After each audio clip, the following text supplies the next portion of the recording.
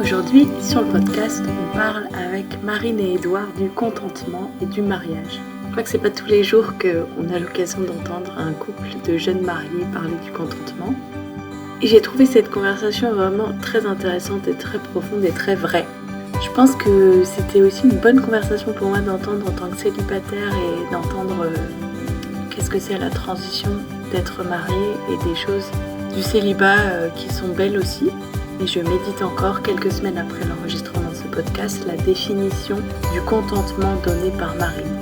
Mais je ne vais pas vous donner de spoiler, alors si vous voulez entendre cette définition, il faut écouter l'épisode. J'ai trouvé que c'était un épisode vraiment très touchant et très beau, et je vous souhaite une bonne écoute.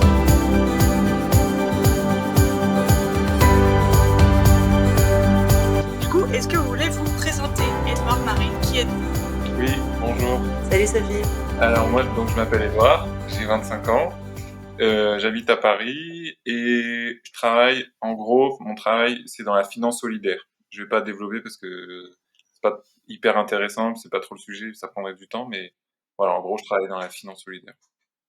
Et moi, je m'appelle Marine, j'ai 31 ans, je travaille à Paris aussi, dans l'environnement. Et on est mariés depuis 5 mois. Oui, Et on est tous les deux chrétiens. oui. Stylé. Comment est-ce que vous vous êtes rencontrés ? Alors, on s'est rencontrés il y a 3 ans, 2 ans et demi, à l'église,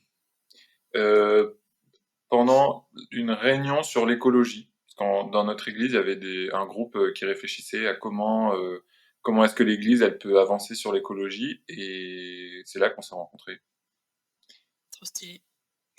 Et peut-être la suite, moi, ce qui m'a Bien sûr, marqué, bien sûr. il y a plus que la rencontre. Donc après, ce qui était chouette pour nous, c'est que, en tout cas pour moi, c'est que j'ai pas tout de suite imaginé en rencontrant Édouard le potentiel de la relation, même pas du tout. Ouais. Mais je l'ai trouvé super sympa. Et puis ça a tiqué quand je me suis rendu compte que je m'ennuyais pas du tout avec lui. Et ça, c'était un peu exceptionnel pour moi. Donc on a pris un peu de temps pour se connaître, mais pas trop longtemps, parce qu'en fait, 2 mois après notre rencontre, on a commencé à se dire qu'on aimerait bien marcher ensemble et voir où ça nous Trop menait. bien. Assez ouvert, tu vois, pas trop à tout de suite labelliser le truc, mais Ouais. voilà. Et puis moi, ce que j'ai beaucoup aimé dans notre rencontre, c'est qu'Édouard, il a été très honnête avec moi d'entrée de jeu. Il s'est mouillé, il m'a raconté des choses sur lui, il m'a dit qu'il avait envie qu'on avance, et ça m'a ouvert pour moi aussi un chemin un peu d'honnêteté, quoi. C'était super chouette. Trop bien. Ouais, voilà, j'ai rien à rajouter. Stylé. Bon, en général, la rencontre, elle est quand même similaire pour les deux, hein, puisque Oui. c'est deux personnes qui se rencontrent. Trop bien. Du coup, c'était il y a 2 ans ? 2 ans et demi, Oui, ouais. 2 ans et demi. 2 ans, ouais. Du coup, il y a 3 ans, vous étiez célibataire, et ça ressemblait à quoi pour vous d'être célibataire ? Alors moi, quand j'étais célibataire, j'ai toujours été célibataire, sauf après quand j'ai rencontré Marine. Et je me posais tout le temps pas mal de questions. Enfin, si j'essayais de regarder en arrière, et de me demander à quoi ça ressemblait ma vie, j'ai l'impression que je me posais pas mal de questions. Et en général, mes questions c'était avec qui je vais me marier. Voilà. Donc j'étais un peu tout le temps en train de me demander avec qui j'allais me marier, quoi. C'était ça tout le temps ma question. Et moi, c'était un peu long, puisque j'ai rencontré Édouard à 28 ans, donc j'ai eu le temps de me demander avec qui j'allais faire ma vie, ou si même j'allais faire ma vie avec quelqu'un. En fait, avant, j'ai eu une phase où j'étais un peu dans une conquête, donc je cherchais à trouver mon futur conjoint, donc j'y allais à fond. Dès que je spotais quelqu'un d'un peu intéressant, dans une soirée, dans un événement, j'y allais, je donnais le maximum, voilà. Et puis en fait, ça n'a pas du tout marché. J'ai même été un peu au bout de mon idéal en rencontrant un peu dans l'idée le mec qui correspondait à tous mes critères.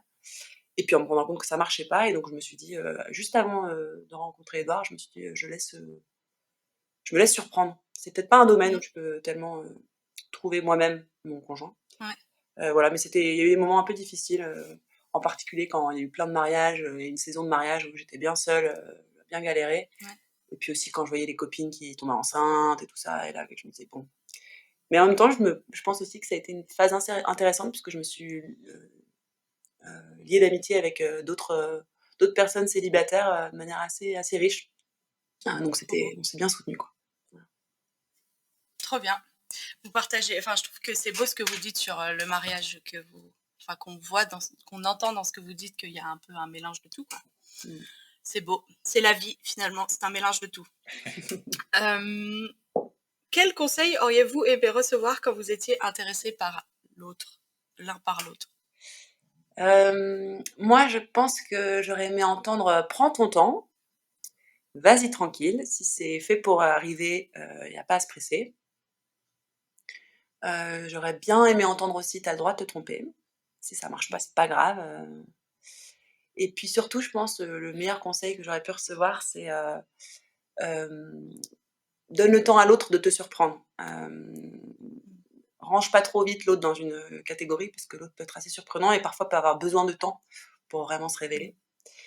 Et aussi un autre truc, c'est t'as pas besoin de la validation des pairs, de la famille, de tout ça trop vite. D'abord, tu te fais une conviction à toi et puis après tu présentes, voilà. Mais dans cette phase-là, j'aurais bien aimé entendre ça. Et puis moi, j'avais un peu du mal à prendre du recul, donc j'aurais bien aimé avoir un peu plus de ressources pour voilà, pour pouvoir un peu me poser et tout, enfin avoir du recul sur ce que ça change dans ma vie, etc. J'avais l'impression d'être un peu dans le flow du truc et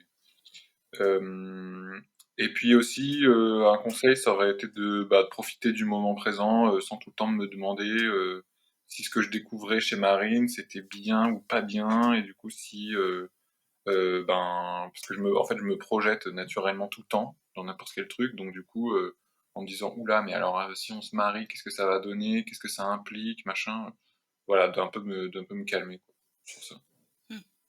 J'ai l'impression que pour vous deux, c'était un peu le conseil, ce serait arrêter de vous mettre la pression autant pour le temps que pour est-ce que c'est la bonne personne, Ouais, tout ça, c'est quoi. ça exactement. Ouais. Ouais. Et du coup, concrètement, ça ressemblerait à quoi un célibataire qui arrête de se mettre la pression sur le temps, sur la validation des gens, Ah, c'est une bonne question. Quand il est qu'il a quelqu'un déjà un peu dans le radar et qui vit quelque chose, ou plutôt quand il est tout seul, tout seul?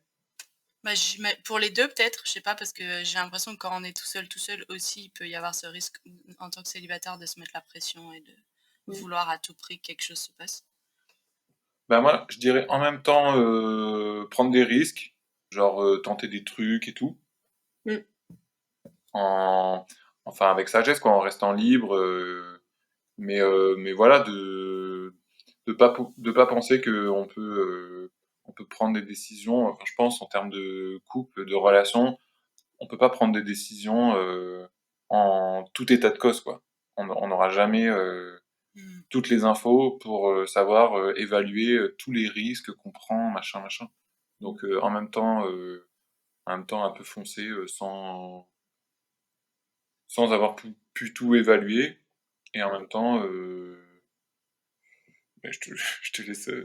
En même temps, je pense se rappeler en gros, Dieu prend soin de nous, quoi. Donc, si dans cette rencontre il doit se passer quelque chose, ça va se passer, en fait. Comme ça, c'est pas juste est-ce que j'ai réussi à transformer l'essai, c'est est-ce que il y a plus que juste et ça va se dévoiler, en fait, parce que voilà, Dieu veille et si c'est son projet que je construise quelque chose avec quelqu'un, il y a une conviction qui va m'être donnée à un moment donné, je vais avoir envie d'aller plus loin, il va y avoir une réciprocité, ça peut être un peu en décalage, ça peut prendre du temps, mais c'est surtout ça, je trouve que c'est le temps est mon ami, en fait, dans ces histoires. Dès que je me presse trop, qu'il y a une histoire de pression dans le rapport au temps, pour moi, en tout cas, c'est. Mais ça veut pas dire qu'il n'y a pas d'excitation et qu'on a hâte et qu'on a envie de se voir, que ça aille plus vite, etc. Dès qu'il y a un peu un stress à devoir accélérer, pour moi, c'est un peu. Ça veut dire qu'il faut peut-être plus que je redise ce en quoi je crois. C'est-à-dire que Dieu a des bons projets pour moi, que c'est pas tout se joue pas maintenant sur cette personne. Voilà. C'est ça. Un peu se détendre et se rappeler un peu des fondamentaux, quoi. C'est beau, se détendre. Détendez-vous. C'est un beau conseil pour toute la vie, je crois, se Ouais, détendre. c'est facile à dire. Ouais, c'est facile à Oui, dire. c'est clair. Trop bien. Vous êtes mariés depuis 5 mois, alors est-ce qu'avec le recul, vous pouvez voir, et peut-être vous parlez à vous-même maintenant, mais quel conseil est-ce que ça aurait facilité les premières semaines de mariage? Moi, le conseil, c'est que ça prend du temps concrètement. Quand on est marié, ça demande du temps en fait. Mm. Une fois qu'on est marié, du coup, il y a plein de trucs à faire.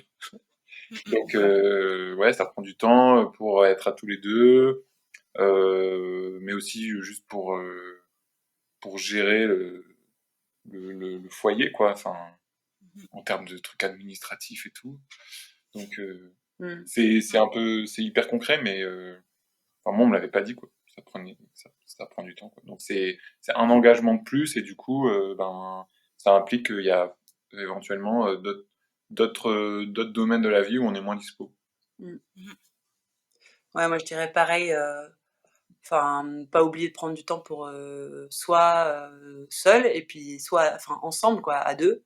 Et autre chose que juste de l'orga, qu'est-ce qu'on fait ce week-end, qui est-ce qu'on reçoit, qui est-ce qu'on voit.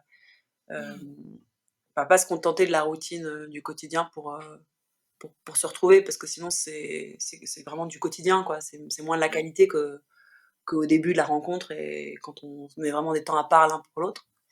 Et puis l'autre truc aussi, c'est par rapport à la famille et les amis. Se dire que voilà, il y a une nouvelle priorité, donc forcément on est moins dispo, mais en même temps on a envie de cultiver ce qui existe, quoi.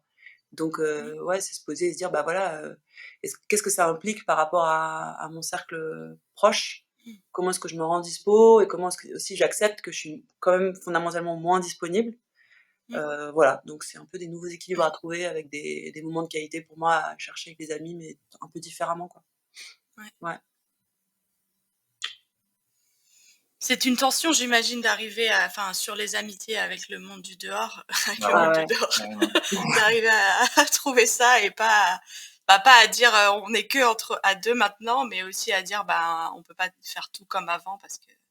Ouais. Ouais. Ouais, avec en plus l'idée qu'on a aussi vocation à rencontrer d'autres gens. Tu vois, c'est pas juste cultiver les amitiés d'avant de Ouais. chacun ou les amitiés qu'on a pu connaître ensemble, mais faire de la place pour d'autres gens dans la vie. Donc, moi, je trouve qu'un truc qui est chouette qu'on a pu faire, c'est faire des crémaillères, fêter les choses et donc inviter pour que voilà, les gens ils se sentent bien chez nous, qu'ils connaissent le lieu, que ce soit accessible, quoi. Mm. Ouais. On a pas mal déménagé déjà, donc. Ça aide pour ça. C'est clair. C'est un projet de vie de déménager souvent pour C'est justement ça, la faire des dépendaison, crémaillères la souvent. pendaison de crémaillère, chaque case. Le premier carton, non, je rigole. Trop bien. C'est une bonne technique. Ouais. C'est vrai que ça, c'est un truc que j'ai entendu sur l'autre épisode par rapport au temps, mais c'était des gens qui étaient mariés depuis 20 ans qui disaient il faut prendre du temps. Et c'est ça qui leur a manqué au début de leur vie à deux, de ne pas avoir le temps. Ou de penser que ça allait se faire tout seul, quoi. Y a-t-il quelque chose qui vous manque dans votre ancienne vie de célibataire? Le kebab, Tu manges plus de kebab? moins. Parce que Marine, elle n'aime pas ça, donc Ah oui, voilà. c'est très concret, j'aime bien. C'est adapté quand on va au resto. Et sinon, quand on est tout seul, c'est quand même plus rapide de prendre des décisions, quoi. On n'a pas besoin de sonder l'autre, on est plus efficace, je pense. Après, on prend pas forcément des bonnes décisions, et puis on a besoin de vis-à-vis, donc, mais ça sera dans une autre question. Mais c'est vrai que c'est plus rapide de prendre des décisions. Ouais, je confirme. Moi, ce qui me manque de mon ancienne vie de célibataire, c'est la fête, la grosse teuf, quoi. J'ai remarqué qu'avec Edouard, on est quand même moins dans ce mode-là à deux, mais aussi parce que on a d'autres trucs, on a un peu évolué. Je pense que c'est aussi juste le fait qu'on vieillit, quoi. Un peu moins On a ouf, plus quoi, 20 ans. un peu moins bourrin. Mais voilà, moi, il y a eu je me souviens de mon époque célibataire, il y avait des moments où j'avais besoin de, je sais pas, me coucher à 5 heures pour sentir que j'existais, qu'il n'y avait plus de limite à la nuit, enfin voilà, un truc aussi un peu d'hyper sociabilité, enchaîner les soirées sur une même soirée. Enfin, je fais plus trop ça maintenant, c'est un peu. Mais ça, c'est aussi parce qu'on a différentes façons de vivre le collectif et tout ça, et on s'ajuste, quoi. Mais c'est vrai que moi, c'est peut-être le truc qui manque. Et puis, aussi un truc, c'est que être à deux avec des gens, ben, c'est pas pareil qu'être tout seul avec des gens, même si, Ouais. avoir des amis quand on est en couple, on n'a pas les mêmes discussions, on fait attention à ce que l'autre aussi soit bien intégré, etc. Donc forcément, il faut être un peu plus, il y a un peu plus de responsabilité, j'ai l'impression. Ouais. Alors Ouais, que c'est un peu quand on moins est égoïste, Trop en fait. intéressant. quand Ouais. on est tout seul, ben voilà, on fait ce qu'on veut, si Ouais. voilà, on peut partir Mmh. quand on veut. Trop intéressant. Tu peux pas jouer perso quand t'es en couple, quoi. Ouais. Bah ouais. Sauf si t'es tout seul à la soirée, ok. Wow. Et encore, parce que tu Trop sais intéressant. que, tu vois, Oui. Oui, tu c'est reviens vrai. que t'es complètement, hein, bon, ça aide personne. C'est vrai, c'est vrai. Stylé. Et qu'est-ce que vous aimeriez dire aux gens qui sont célibataires dans votre vie? Qu'on les aime toujours, même si on est moins dispo, qu'on les oublie pas. C'est clair. Et que quand on est marié, la vie elle continue quoi. C'est pas transformé quoi. Le temps il passe, on a toujours les mêmes problèmes, le travail c'est toujours un petit peu fastidieux parfois. Enfin voilà, c'est pas un paradis quoi. Ouais. La même vie. Ouais. Ouais. Ouais, et on a aussi envie de leur dire, vous avez le droit de vous planter. Donc voilà, faut oser rencontrer, mais on a le droit de se planter et on est là pour quand c'est dur aussi, quoi. Mmh. C'est beau. Je sens votre amour pour vos amis célibataires. C'est stylé. Je vais arrêter de dire stylé maintenant et on va passer à la partie concrète sur le contentement, même si tout ce qu'on a dit jusqu'à présent c'était aussi sur le contentement. Mais en fait, on définit le terme d'abord, c'est comme ça qu'on fait en dissertation. Comment est-ce que vous définissez le contentement? Alors on a pensé définir ça comme, se savoir déjà béni, donc déjà, comblé, déjà gâté, par la vie, Ouais. et par Dieu. Et donc pour nous, c'est différent d'une émotion, type, bonheur ou type, joie. C'est plutôt un acte de volonté. Je choisis de regarder ce que j'ai et de me dire: «Je suis déjà comblé». Wow. Donc en fait, c'est relire un petit peu, ce qui s'est vécu et voilà, se dire que ce qui est donné est déjà bon. Ouais. Donc c'est vraiment différent d'une émotion.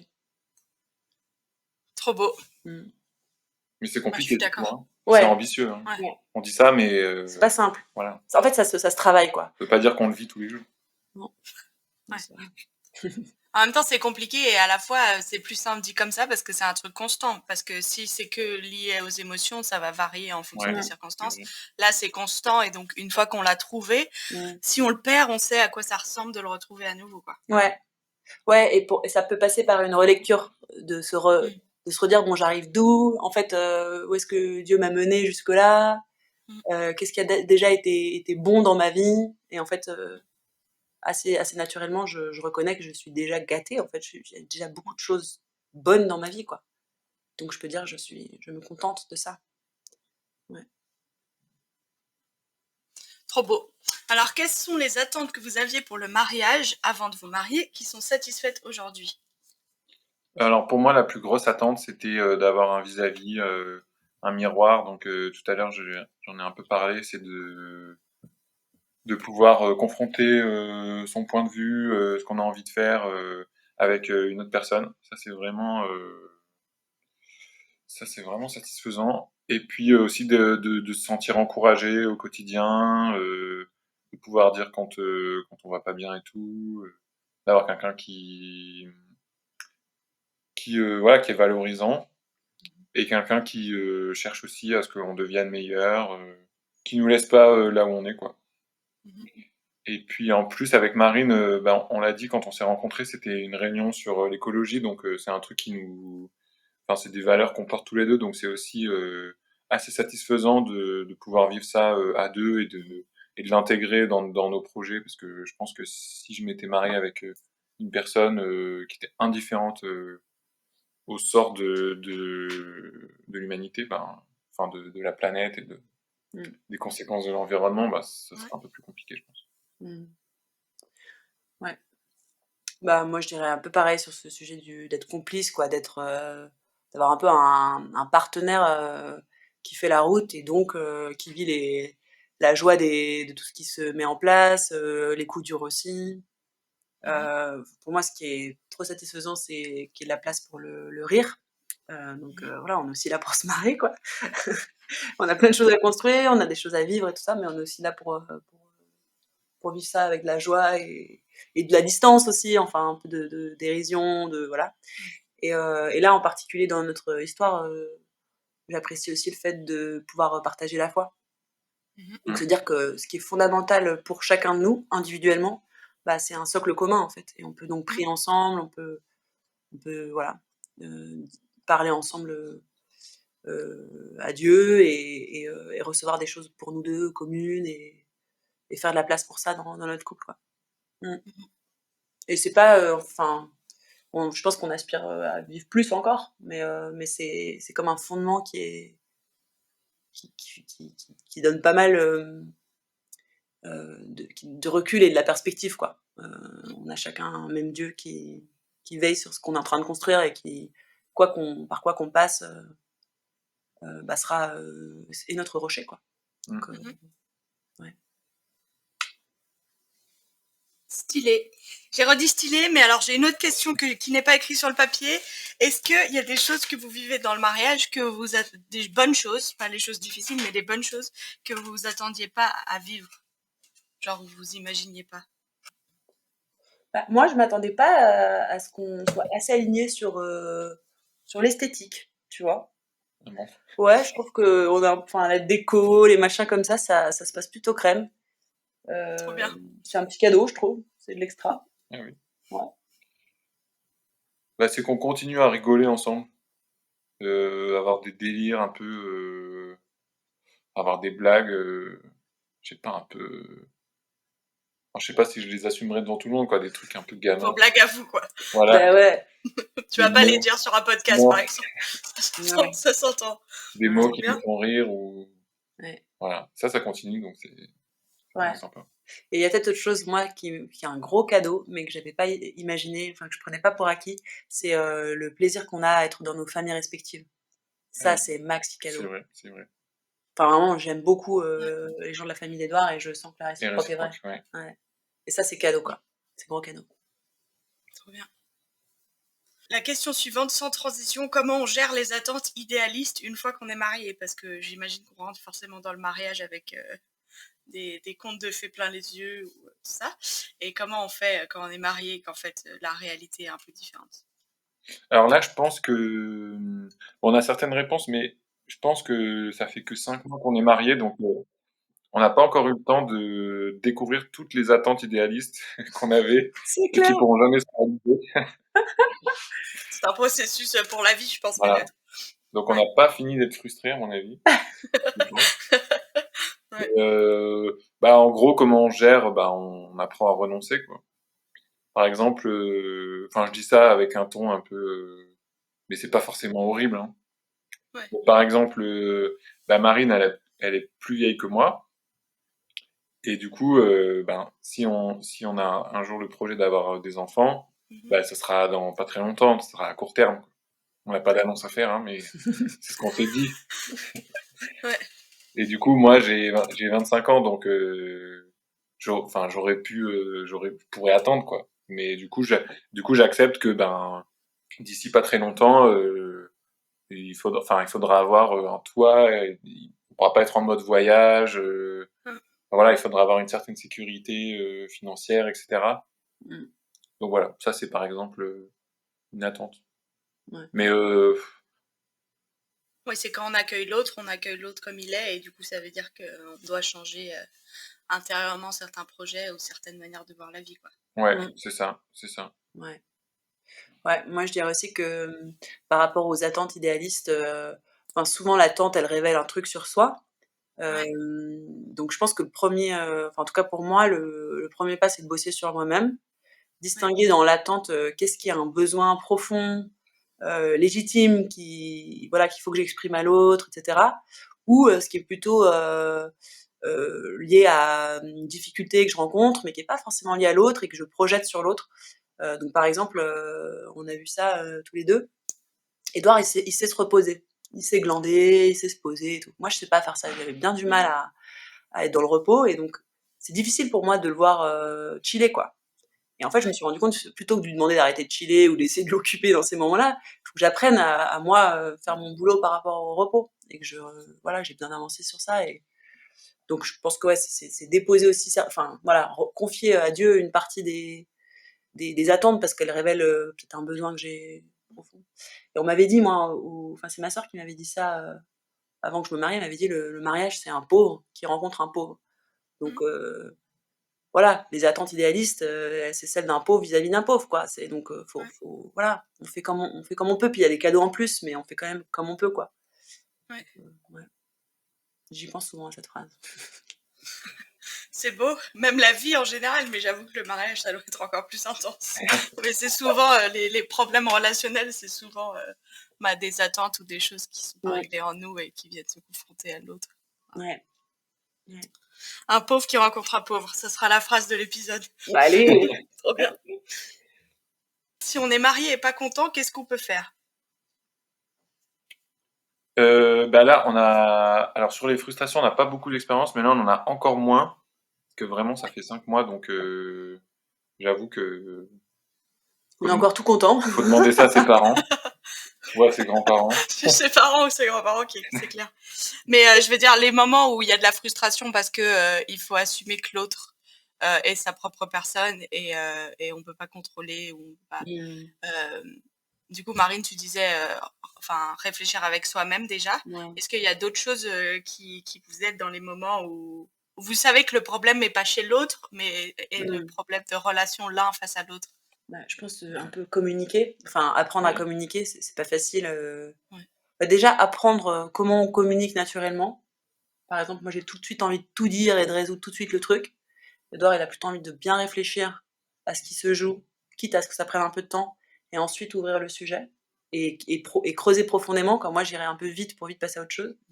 Donc c'est un peu comprendre comment naturellement on veut communiquer et puis oser le dialogue, parce qu'en fait, il y a toujours cette idée latente qu'on doit se comprendre sans s'exprimer, mais c'est une fausse bonne idée, quoi. Ah ouais. En fait, on fonctionne pas du tout pareil, même quand on se ressemble, et même quand on délire, et même quand on s'aime et à fond, etc.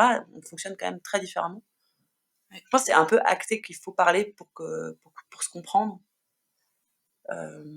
Ouais. Ouais, je suis d'accord. Il n'y a pas de fatalité de toute façon. Et puis après, on peut aussi en parler avec d'autres personnes de confiance, soit tout seul. Je pense que ça peut être une bonne idée d'en parler avec, je sais pas, ses témoins par exemple, et puis prier, et puis voir ça à deux aussi. Mais c'est pas mal aussi d'en parler avec d'autres personnes. Ouais. Des gens qui jugent pas et qui vont pas dire ah oui mais tu devrais faire ça. Ah oui, mais c'est elle qui a raison ou c'est elle qui a tort. Enfin, Oui, ou normalement, les témoins, ils sont pour le couple, ils sont pas juste pour la personne qui l'a oui, choisi voilà. en témoin. Donc, Donc, ils vont pas dire à l'autre a forcément tort et tout ça. Enfin, l'idée des témoins, c'est vraiment des gens qui sont pour le couple et tout. Donc, c'est vrai qu'il faut choisir ces gens qui en parlaient. Si c'est quelqu'un qui dit toujours que l'autre a tort, ça va pas forcément aider, quoi. Ouais, c'est clair. Ouais. On a déjà répondu à la question un peu en quoi le mariage c'est cool. Mais est-ce que vous avez d'autres choses qui vous ont pas surpris mais qui sont cool dans le mariage? Moi, ce que je trouve cool, c'est que le mariage, ça ouvre plein de chantiers possibles, quoi. C'est comme un champ à cultiver, si je peux prendre une métaphore agricole. Pareil, vous avez passé du temps dans un champ récemment, dans des champs. Ouais. Bah non, tu te dis, bah voilà, il y a plein de choses qui sont possibles. Tu peux rêver à deux, donc voilà, ça ouvre plein de choses, quoi. C'est ça qui. Du coup, tu te dis, il y a plein de choses qu'on pourrait faire. Ça c'est vraiment cool. C'est clair. Et moi, un truc que je trouve cool aussi, c'est un espace où tu peux vraiment être toi-même. Enfin, moi, je trouve que je peux vraiment être moi-même. Donc, ça, c'est quand même trop beau d'accepter d'être vu de si près. C'est à la fois effrayant, un peu vertigineux. Et en même temps, comme c'est le projet, ça ouvre un nouveau champ de laisser un autre si proche de soi, quoi. Avec tout ce qui est de beau, tout ce qui est moins beau, tout ce qui est encore en construction et tout. Et l'autre truc que je trouve cool, mais ça je m'y attendais pas en plus, c'est le changement du rapport au sexe opposé. Donc moi par exemple, j'aime mieux depuis que je suis mariée mon rapport avec les mecs en général. parce que ça, c'est un peu sorti de l'équation. C'est-à-dire que je suis plus en train de chercher quelqu'un et j'étais quand même pas mal dans un trip orienté, quoi. Toutes les rencontres étaient possiblement, et puis j'étais pas trop sereine, donc voilà. Et là, c'est beaucoup plus chouette parce que tu vois, je peux être un peu plus relax et voir les hommes différemment, plus tant comme des maris potentiels que juste voilà quelqu'un à rencontrer, quoi. Ça, c'est vraiment chouette. Pour moi, c'est un vrai cadeau.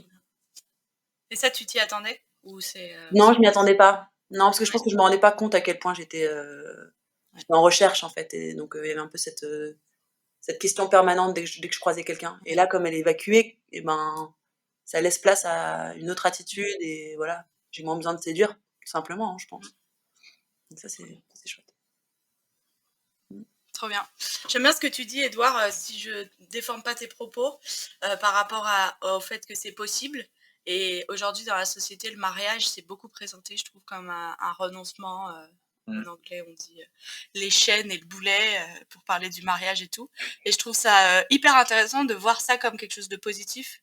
Enfin, de voir, ok, maintenant le champ est fermé, mais en fait, il est super grand et on peut faire plein de trucs dedans, mais on peut se limiter là. Et comment est-ce que, dans les moments de frustration où vous pouvez voir les choses qui manquent ou le fait que le champ, vous avez choisi ensemble de le fermer, comment est-ce que vous vous concentrez pour voir ce que vous pouvez faire là où vous êtes? Eh ben, alors, je peux peut-être continuer la métaphore. Je vais peut-être aller un Allez. peu loin. C'est qu'en gros, je me dis, ben, maintenant qu'on est marié, ok, on a un champ qui est délimité, mais du coup, on peut creuser, voir ce qu'il y a dans le sol, la vie du sol, etc. Euh, voilà. Alors que peut-être avant, on n'était pas propriétaire, donc on pouvait pas faire ça. Ouais. C'est très très bonne métaphore, Voilà. c'est très bien. Ouais, mais j'ai envie de continuer. Je suis pas propriétaire de ma femme, hein, c'est pas ça que je veux dire. Hein. Ouais. C'est un Mais peu... vous êtes propriétaire du mariage, vous êtes copropriétaire du mariage, Voilà. que vous On a un construisez pas espace l'un de l'autre. commun. Mais... Voilà, c'est ça. Ouais. Et du coup, on peut creuser, on peut, je sais pas, mettre un puits, du coup, il y a des animaux qui peuvent habiter là, ou des gens pour construire une maison, machin. Alors que avant, on avait tout l'espace qu'on voulait, mais peut-être qu'on n'avait pas le droit de s'installer ou de, voilà. Mais Ouais, du en fait, coup, il y a une connaissance aussi de ce lieu qui oui. fait qu'on peut expérimenter et puis optimiser des trucs. Ouais. Qu'est-ce que je voulais dire? Et du coup, oui, ce qui est vrai, et ce que parfois l'image qu'on a, c'est que du coup, on regarde de l'autre côté de la clôture et on se dit, ouais, mais quand même là-bas, c'est mieux. Enfin, ça, c'est vrai que c'est un truc qu'on voit souvent, où on se dit, ben, qu'est-ce que c'est enfermant parce que ça pourrait être mieux autre part, ou on a juste envie de partir, mais, euh, mais ce qui demeure, c'est que ben, on peut cultiver ce champ, quoi. Ouais. Et moi, ce que je trouve aussi, c'est que, en fait, l'autre, enfin, pour moi, c'est super important, c'est que l'autre reste et restera toute la vie mystérieux. C'est-à-dire que je pense qu'il y a une illusion de croire qu'on peut si bien connaître l'autre qu'on s'ennuierait de qui il est. Voilà, moi, je vois bien, on bouge chacun, et puis il y a plein de choses chez toi, Edouard, que j'ignore encore et que je vais découvrir et qui vont évoluer. Et en fait, c'est juste, ça devient vraiment passionnant si l'autre est pas vu comme une matière finie, quelque chose dont on pourrait faire le tour, quoi. Voilà. Enfin, moi, je me dis ça aussi quand je suis tentée de regarder de l'autre côté de la clôture et de voir l'herbe plus verte. Bah, je me dis, mais en fait, non, j'ai pas fait le tour. J'ai pas fait le tour de ce champ, en fait. Il est clôturé, mais en fait, il y a encore plein de trucs à découvrir. Sur plein de dimensions. Et donc, ouais. En fait, je suis fan de Formule 1. Oh, punaise. Oh no! Surprise! Est-ce que c'est une bonne surprise ou une mauvaise surprise? Trop bien. Ouais, mais c'est une très belle métaphore. Je trouve ça bien. Bravo pour cette image. Comment conjuguer le contentement dans le mariage avec des désirs ou des rêves partagés non comblés? Et après, on pourra répondre à la question quand les rêves sont pas partagés. Et voilà, si vous avez des trucs à dire. Moi, j'ai déjà un peu dit sur, du coup, par exemple, avoir des enfants. Ouais. En plus, c'est vrai que, alors là, c'est encore hyper concret, mais c'est vrai que je me suis dit, ok, ben, j'aurai des enfants tôt, donc une partie de ma jeunesse, voilà, elle est déjà bouclée, quoi. Mais en fait, quand je vois mes parents ou tes beaux-parents, Marine, bah, je me dis, en fait, la vie, elle s'arrête pas quand on a des enfants, et ensuite, à un moment donné, ils partent, a priori, de la maison. Donc, en fait, ce que je perds aujourd'hui, je gagne demain. Enfin, voilà, c'est hyper concret. Hein, c'est très, mais il n'y a pas de... En fait, je trouve que l'objectif, c'est que on fasse pas dépendre notre bonheur du mariage, quoi, parce que ça, c'est vraiment une erreur. Si on n'est pas heureux célibataire, il n'y a pas de raison qu'on soit heureux quand on sera marié, quoi. Ça, c'est aussi la société. J'ai l'impression qu'elle va nous faire croire ça, et en fait, on sera pas plus heureux, quoi. Et donc, du coup, le contentement, il vient pas du fait qu'on est marié, mais il vient d'une source plus profonde d'amour et de joie, quoi. Nous, enfin, je parle pour nous deux, on la trouve en Dieu. C'est le fait d'avoir une relation avec Dieu qui nous permet de chercher le contentement. Ouais, carrément. Et puis par rapport au concept de rêve partagé qui serait pas comblé, bah moi je me dis, faut un peu actualiser les rêves, quoi. C'est-à-dire qu'il y a les rêves qu'on fait seul quand on est célibataire, et puis ils ont leur place. Puis quand on donc la bucket list et compagnie là, puis quand on est à deux, bah il y a la réalité de l'autre, de la différence de point de vue, des capacités qu'on a, qui sont chaque fois un peu limitées à leur manière et tout. Donc je pense qu'il faut remettre ses rêves à plat en disant est-ce que vraiment ce truc dont j'ai rêvé depuis X temps, c'est encore sa place. Et je me dis aussi accepter que c'est déjà un gros cadeau d'être à deux. En tout cas, dans notre cas, de quel droit je vais commencer à empiler des rêves dans tous les sens aussi et à les considérer comme des dus en fait. Chaque jour est grâce, quoi. Chaque jour suffit sa grâce. Donc voilà, je vais déjà me contenter de ce que j'ai parce que voilà, enfin, c'était déjà un gros cadeau et j'ai conscience de ça parce que aussi j'ai été célibataire un bon moment, donc je vois d'avoir trouvé un compagnon de route, c'est quelque part the job is done, quoi. Enfin, au sens tout est grâce et ça c'est une première grâce et il faudrait pas que je commence à aller ouais, faire mes réclamations, mais j'avais quand même prévu d'aller au Sénégal avant d'avoir 35 ans.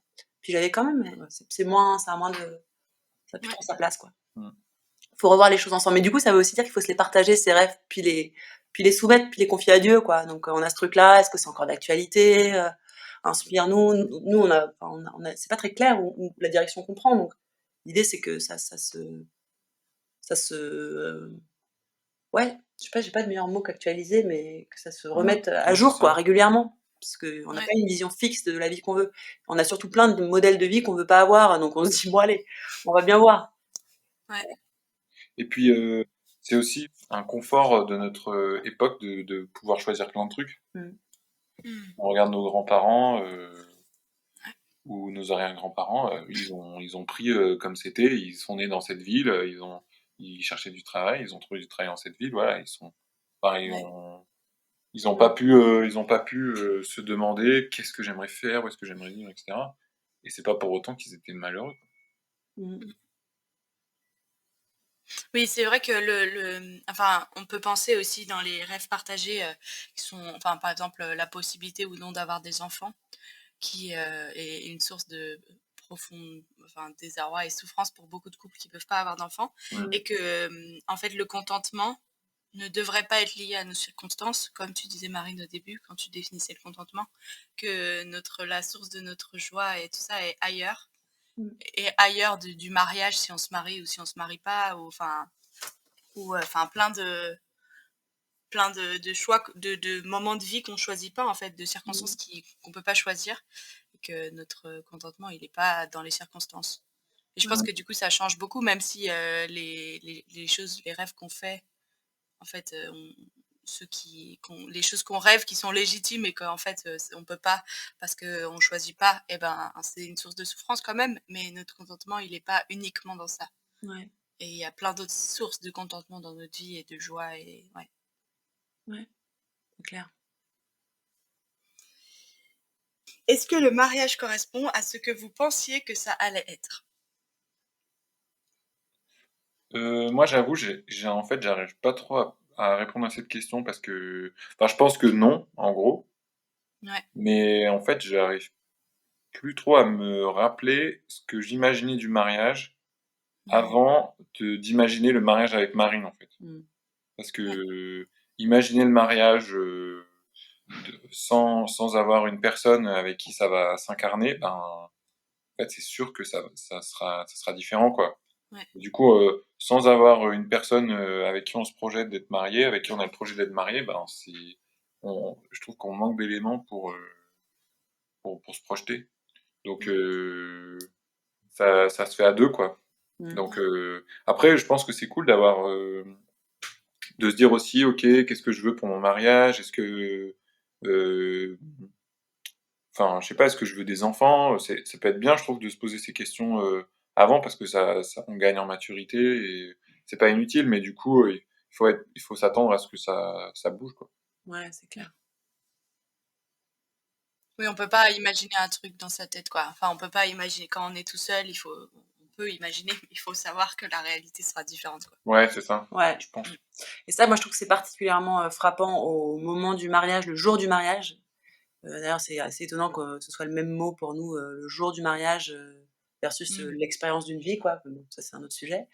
Et je trouve que du coup, il y a parfois certaines personnes qui ont pas trop imaginé la suite, donc la question des enfants, la question de lieu de vie, du style de vie, etc., mais beaucoup projeté sur le jour J. Et c'est vrai que ça, je trouve ça pas simple parce que c'est un seul moment, c'est un moment très compliqué, le jour du mariage. Enfin, il se passe plein de trucs, ça nous dépasse et tout. C'est trop court. Donc en fait, ouais, moi je trouve que c'est en particulier, je dirais que ce truc-là, je voulais surtout pas l'imaginer parce que j'avais perçu que c'était beaucoup un lieu de déception en fait, quand on avait trop rêvé le jour de son mariage. Et puis après aussi, ce qui s'est passé, moi j'avais pas forcément d'exemple de couples mariés auxquels je m'identifiais. Donc ça, c'était aussi, je trouve que c'est un peu un cadeau, c'est-à-dire que j'ai pas trop idéalisé des amis en me disant, eux, ils ont vraiment le mariage parfait, ou tous ces trucs-là. J'ai eu la chance un peu d'avoir tous les couples mariés autour de moi qui montraient qu'ils ramaient, à commencer par mes parents. Donc ça, c'est quand même une aide, parce que ça désacralise un peu le concept. On voit bien que c'est juste un truc où il va falloir bosser aussi, quoi. Bon, moi, j'avais conscience qu'il allait falloir bosser, quoi. Ça, c'est peut-être le truc que je pourrais dire. Ouais. Pour les gens qui écoutent, je pense pas qu'il faut encore bosser. Le mariage, ça demande du travail. C'est de la joie, mais du travail. C'est du boulot, ouais. Ouais. Trop bien. Alors, la dernière question, un mot de la fin. Vous pouvez dire ce que vous voulez sur le mariage et le contentement ou sur autre chose si vous voulez. Repartir sur une métaphore de permaculture. Ou, Déjà, moi, s'il y a des célibataires qui nous écoutent, je voudrais les encourager à écouter le podcast sur le célibat. Être célibataire à la Saint-Valentin, ça s'appelle comme ça. Parce que franchement, si je l'avais écouté quand j'étais célibataire, ça m'aurait vraiment édifié. Donc, Mais il y aura il y a 5 épisodes qui sortent sur le célibat pour là écoutez-les avec tous. les célibataires de qualité. Écoutez-les tous, c'est clair. Je pense que ça va être bien. Ouais. Ouais, moi je dirais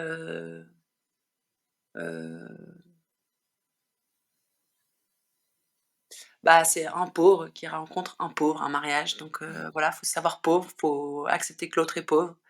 Et mais tout ça, c'est possible de vivre quand même tous les jours la grâce, d'être aimé, d'être accompagné par Dieu, d'être aimé par l'autre. Et tout ça, c'est un peu une expérience géniale, quoi. Mais ça part aussi de fragilité et de limites, quoi. À chaque jour suffit sa grâce. Ça, c'est des très beaux mots de fin. Merci beaucoup, Édouard, Marine, pour ce que vous avez partagé, vos beaux conseils, votre vulnérabilité. C'était très bien. Merci. Merci. Merci à toi.